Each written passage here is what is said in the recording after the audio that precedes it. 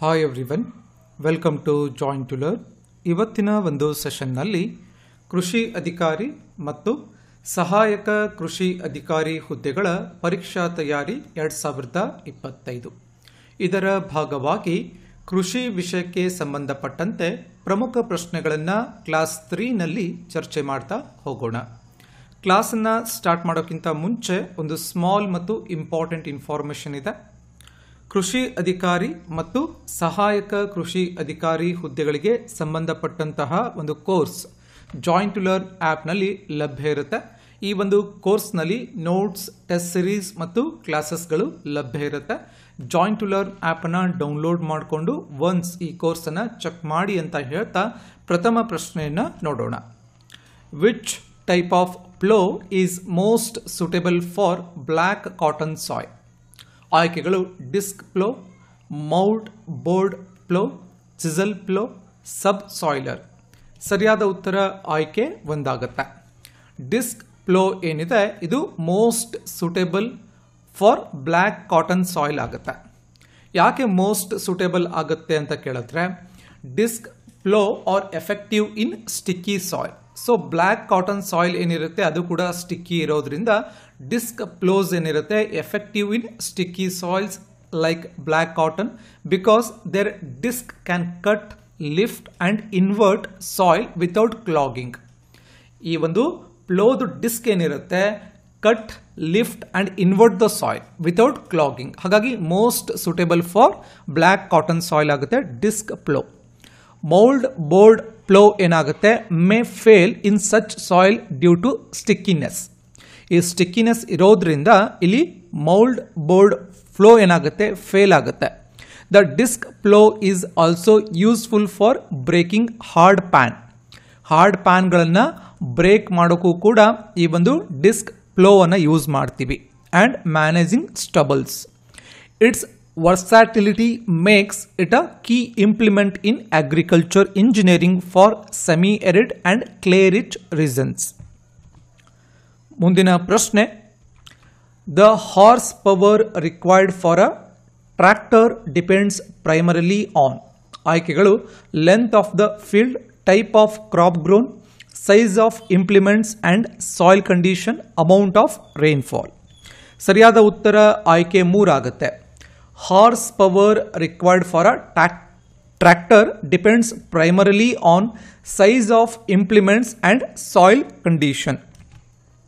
The power requirement of a tractor is influenced by the draft force needed to pull implement, which depends on soil type and implement size. Heavy soil and deep tillage need more power. Heavy soil ಇತ್ತು, deep tillage ಇತ್ತು ಅಂತ ಕೇಳಿದ್ರೆ more power ಬೇಕಾಗುತ್ತೆ.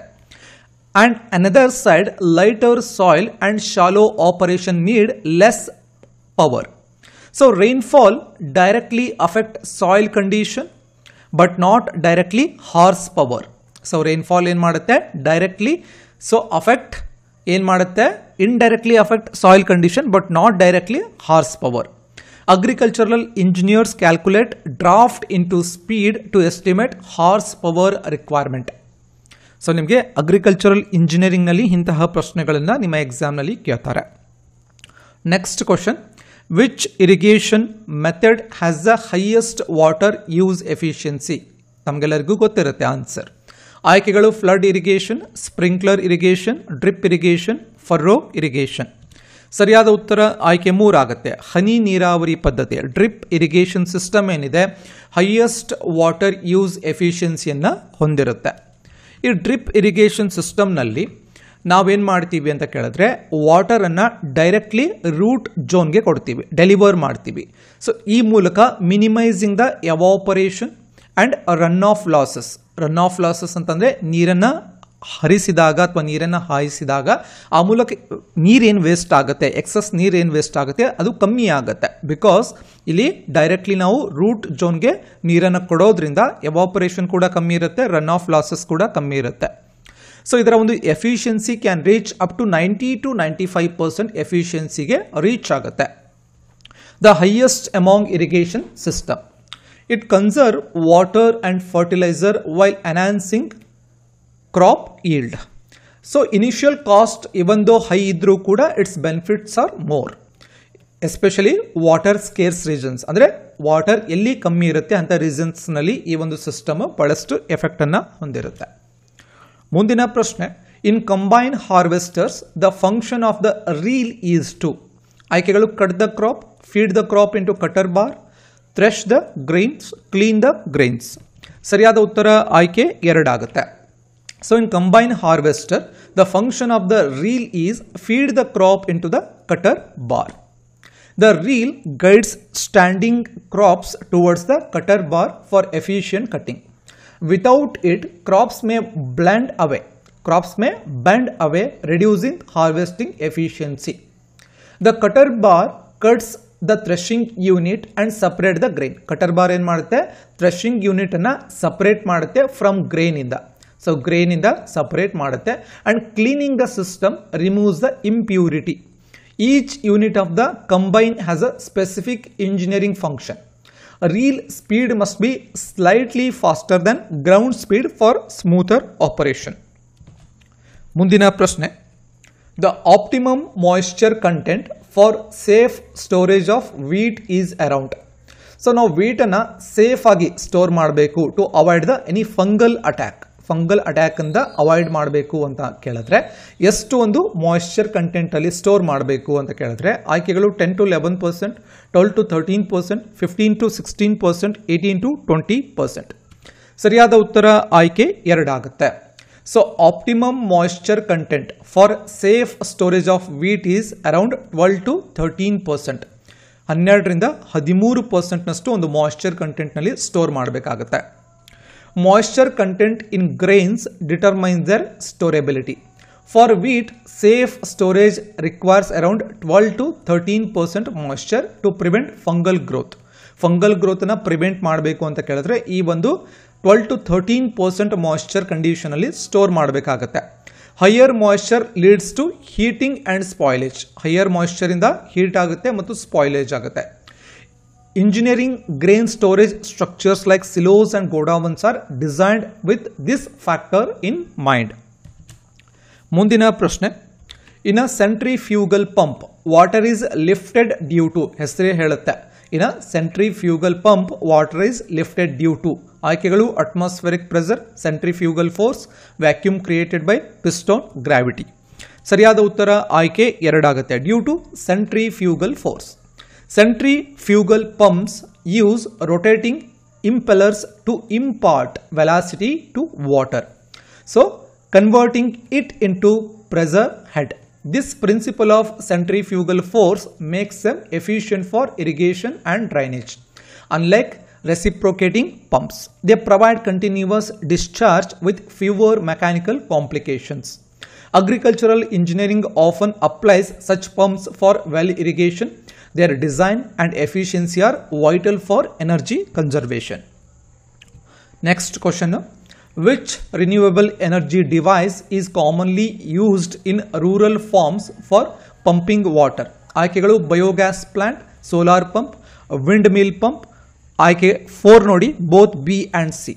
ಸರಿಯಾದ ಉತ್ತರ ಆಯ್ಕೆ 4 ಆಗುತ್ತೆ. Because in rural farms both solar pump and windmill pump ಎರಡನ್ನ ಕೂಡ ಯೂಸ್ ಮಾಡ್ತಾರೆ ಫಾರ್ ಲಿಫ್ಟಿಂಗ್ ವಾಟರ್ ಅಥವಾ pumping water. Solar pumps and windmill pumps are renewable energy devices. So ನವೀಕರಿಸಬಹುದಾದ ಇಂಧನವನ್ನು ಬಳಸಿಕೊಂಡು ಇಲ್ಲಿ ಎನರ್ಜಿ ಏನಾಗುತ್ತೆ, ಯೂಸ್ ಆಗುತ್ತೆ. So widely used in rural agriculture. Solar pumps use photovoltaic cells. Solar pump nalli photovoltaic cells irutte, while windmill pumps utilize wind energy to lift water. Both reduce dependence on diesel or electricity. Biogas plants generate gas, not pumping power directly. So biogas ಅನ್ನು ಎಲ್ಲಿ use ಮಾಡ್ತಾರೆ, usually cooking ಅಲ್ಲಿ use ಮಾಡ್ತಾರೆ. ಇನ್ನು agricultural engineers promote hybrid system for sustainable rural water management. So next ಪ್ರಶ್ನೆ, the unit of thermal conductivity is W bar m square, W bar mk, J bar kg, N bar m square. ಸರಿಯಾದ ಉತ್ತರ ಆಯ್ಕೆ 2 ಆಗುತ್ತೆ. Thermal conductivity measures material's ability to conduct heat. Its unit is watt per meter Kelvin. W bar mk, watt per meter Kelvin. Agricultural engineers use this property in grain drying, cold storage and greenhouse design. So materials with high conductivity transfer heat quickly, while insulators like straw and polystyrene slow heat loss. Proper insulation reduces energy cost in post-harvest system. So next ಪ್ರಶ್ನೆ, the zero tillage technique mainly helps in ಆಯ್ಕೆಗಳು increasing labor requirement, conserving soil moisture, reducing organic matter, increasing weed growth. ಸರಿಯಾದ ಉತ್ತರ ಆಯ್ಕೆ 2 ಆಗುತ್ತೆ. The zero tillage technique mainly helps in conserving soil moisture. Zero tillage minimizes soil disturbance by sowing seeds directly into the residue of the previous crop.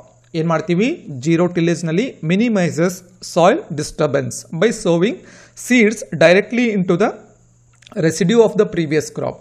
It helps to conserve the soil moisture, reduces erosion and improve the soil structure. It also saves fuel and time. So lowering the labour cost, weed management is required but overall sustainability improves. So agricultural engineers design zero till seed drills for large scale use. So ಮುಂದಿನ ಪ್ರಶ್ನೆ, the capacity of a thresher is usually expressed in ಆಯ್ಕೆಗಳು liters per minute, kilogram per hour, quintal per hour, ton per head. ಸರಿಯಾದ ಉತ್ತರ ಆಯ್ಕೆ 3 ಆಗುತ್ತೆ. The capacity of the thresher is usually expressed in quintals per hour ಆಗುತ್ತೆ. Threshers separate grains from harvested crops. Their capacity is commonly measured in quintal per hour, reflecting the volume of crop proceed. Performance depends on cylinder speed, concave clearance and crop type. Agricultural engineers evaluate efficiency in terms of grain output, losses and quality. Proper matching with power sources is essential. ಮುಂದಿನ ಪ್ರಶ್ನೆ, match the following ಕೊಟ್ಟಿದ್ದಾರೆ. Match the following farm implements with their function: disc plough, harrow, speed, seed drill and sprayer. ಇದರಲ್ಲಿ ಸರಿಯಾದ ಉತ್ತರ ಆಯ್ಕೆ 1 ಆಗುತ್ತೆ. So first ಬಂದಿದ್ದು disc plough. ಏನು ಡಿಸ್ಕ್ ಫ್ಲೋದು ಫಂಕ್ಷನ್ ಅಂತ ಕೇಳಿದ್ರೆ, deep tillage and breaking the hard soil. ಇನ್ನು ಹ್ಯಾರೋ, ಇದರ ಫಂಕ್ಷನ್ ಏನು, secondary tillage and breaking the clod. Seed drill, sowing of seeds in rows. Sprayer, application of pesticide and fertilizer. Disc flow is used for primary tillage, especially in hard and sticky soil. And harrows are secondary tillage tools that break clods and prepare the seed bed. Seed drill use uniform sowing of seed at proper depth and spacing.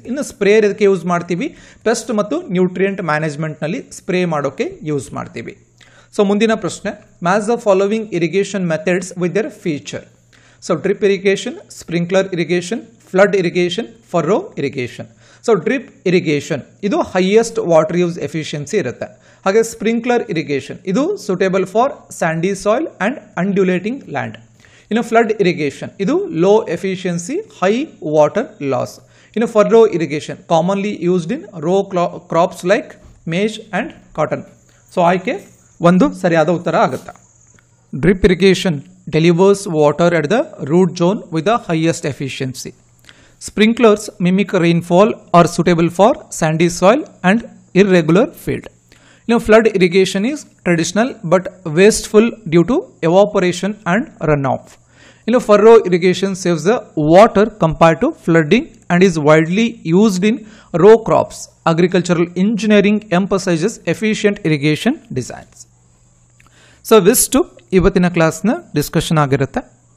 ಈ ಒಂದು class ಬಗ್ಗೆ ತಮ್ಮ opinion, ತಮ್ಮ ಕ್ವಶನ್ಸ್ಗಳು ಏನಾದರೂ ಇತ್ತು ಅಂದರೆ ಕೆಳಗಡೆ comment ಸೆಕ್ಷನಲ್ಲಿ ಕಾಮೆಂಟನ್ನು ಮಾಡ್ಬೋದು. ಮತ್ತು ಜಾಯಿನ್ ಟು ಲರ್ನ್ ಆ್ಯಪ್ ಮತ್ತು ಜಾಯಿನ್ ಟು ಲರ್ನ್ನ ಜಾಲತಾಣ, ಸೊ ಎರಡರಲ್ಲೂ ಕೂಡ AO ಮತ್ತು AAOಗೆ ಒಂದು ಕೋರ್ಸ್ ಇರುತ್ತೆ. ಈ ಒಂದು ಕೋರ್ಸನ್ನು ತಾವು ಮನೆಯಲ್ಲಿ ಕೂತ್ಕೊಂಡು ತಯಾರಿಯನ್ನು ಮಾಡೋಕ್ಕೆ ಬಹಳಷ್ಟು ಒಂದು ಇಂಪಾರ್ಟೆಂಟ್ ಅನ್ನ ಇರುತ್ತೆ. ಅಂದರೆ ನೀವೆಲ್ಲೇ ಬೇರೆ ಕಡೆ ಕೋಚಿಂಗ್ ಹೋಗುವಂತಹ ನೀಡಿರೋದಿಲ್ಲ, ತಾವು ಕೂತಲ್ಲೇ ಈ ಒಂದು ಕೋರ್ಸ್ ಮೂಲಕ ಈ ಎಕ್ಸಾಮ್ಗೆ ಕಂಪ್ಲೀಟ್ ಪ್ರಿಪರೇಷನನ್ನು ಮಾಡ್ಬೋದು. ಈ ಕೋರ್ಸ್ ಬಗ್ಗೆ ಏನಾದರೂ ಹೆಚ್ಚಿನ ಮಾಹಿತಿ ಬೇಕಾದರೆ ಈ ಒಂದು ವಾಟ್ಸ್ಆ್ಯಪ್ ನಂಬರ್ಗೆ AO ಮತ್ತು AAO ಅಂತ ಒಂದು ಮೆಸೇಜ್ ಮಾಡಿದ್ರೆ ಈ ಕೋರ್ಸ್ ಬಗ್ಗೆ ಕಂಪ್ಲೀಟ್ ಡೀಟೇಲ್ಸ್ ಬರುತ್ತೆ. ಸೊ ತಮಗೇನಾದರೂ ಡೌಟ್ಸ್ಗಳಿದ್ರೂ ಕೂಡ ಕೇಳ್ಬೋದು ಅಂತ ಹೇಳ್ತಾ ಮತ್ತೆ ಮುಂದಿನ ಸೆಷನ್ನಲ್ಲಿ ಮತ್ತೊಂದು ವಿಷಯದ ಕುರಿತು ಮಾತನಾಡೋಣ. ಧನ್ಯವಾದಗಳು.